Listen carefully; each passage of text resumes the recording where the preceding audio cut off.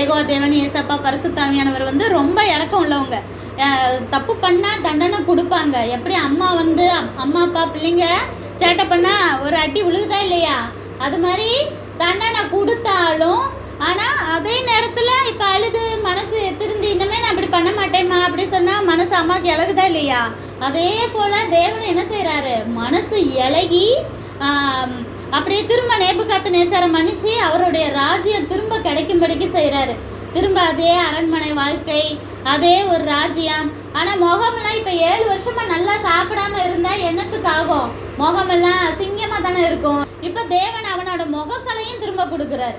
அப்போ நம்மளுக்கு இப்போ நல்ல பொசிஷனில் வச்சாலும் யார் தான், தேவன் தான் கொடுக்குறாரு.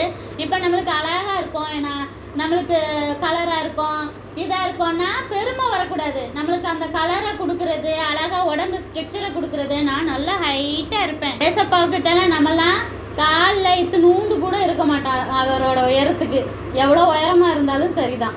அதனால் நம்ம உயரம், நான் தான் உயரம், நான் தான் அழகு, நான் தான் திறமை, என்னை போல் யாராவது படிக்க முடியுமா, நான் தான் ஃபஸ்ட் ரேங்கு அப்படின்னு சொல்லிட்டு எந்த பெருமையும் நம்மளுக்குள்ளே வரவே கூடாது.